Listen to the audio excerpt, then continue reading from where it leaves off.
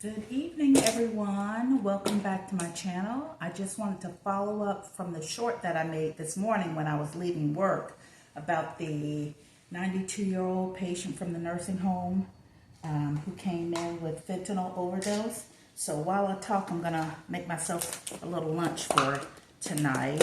I gotta head out in about 20 minutes or so. So her official diagnosis was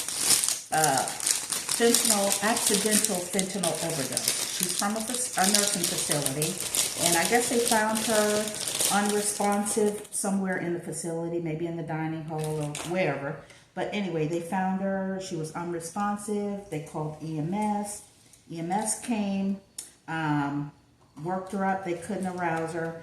And when she got to the hospital, they did their usual rule out this, rule out that. They tried to rule out stroke, any cardiac issues, seizures, so on and so forth. And so the doctor gave her a dose of Narcan, and she responded. And nurses know how Narcan acts against the opioids in the body and will wake somebody up. Well, she responded immediately. And I believe they gave her the Narcan before they did a urinalysis. And when they did the urinalysis, they found that she had fentanyl in her system. They called the facility to find out if she's on fentanyl at the facility. And she's not. I mean, she's a dementia patient. Why would she need fentanyl? And it's not on her record or anything like that. So when I was getting report, I was told that there's a caregiver in the room feeding her. I'm like, oh, okay, we're supposed to give bedside report, but that doesn't always happen. But as the guy was finishing the report, we're walking into the room. I introduced myself, and sure enough, somebody was feeding her. And I said, I'll be back soon to see you. I just wanted to introduce myself. So after I saw my last patient, introduce myself to my last patient, the caregiver came out. She wanted to talk to me. And she says, can you just tell me like what's going on with her? And, I just want to know what's going on. And I thought, well, she's the caregiver, not the next of kin. And plus I just came in, so I don't know who the family is or what, I haven't had a chance to look at the chart. And I told her, I said, well, I just came in and I just got report, but, I just really want to know like what's going on. I said, well, she just had something that in her system that she shouldn't have had. She was like, oh, okay, yeah, that's what they told me. She's been with me for 5 years. I said, so you've been caring for her for 5 years? She says, yes. She was in a facility on the other side of the state, and they opened up a new facility here in this town, in this city, and the family wanted her moved because she takes such good care of her. I said, oh, okay. She kept saying, oh, well, I just want to know what was going on. And I said, well, she just had something in her system. She's like, oh, yeah, the doctor did tell me. I said, the doctor already told you? She was like, oh, yeah, I'm the owner of the facility. I said, oh, really? Now, nurses, when have you ever known an owner of a facility to come in and feed a patient? I think she was trying to fish for information on whether or not we called family services or social services to investigate.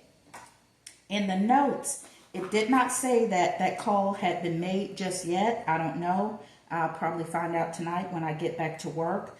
But I thought it was just kind of cringy of her to try to figure out if we've called family services on her. When she already knew what was found in the patient's system. And she says, well, the family, they know that it didn't come from us. We don't have that in our facility. And that could be true. Maybe they don't take patients that are on fentanyl, and it probably would have to be a fentanyl patch.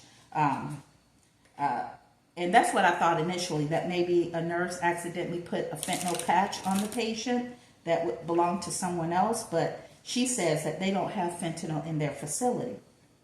I don't know.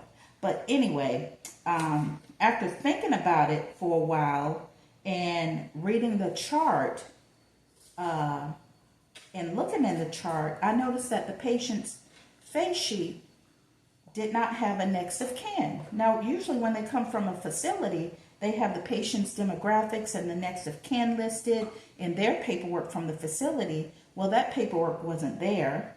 And on the patient's face sheet, it did not have a next of kin listed. So I don't know if the family knows what's going on. I don't know. But it just sounded fishy to me. And so I'll find out tonight what happened to her, or if they discharged her back to her facility or what. But it kind of brought me to think about last Sunday when I worked. I had to float to another floor, and I don't want to say it's the same situation, but I had a patient who came in with fentanyl overdose.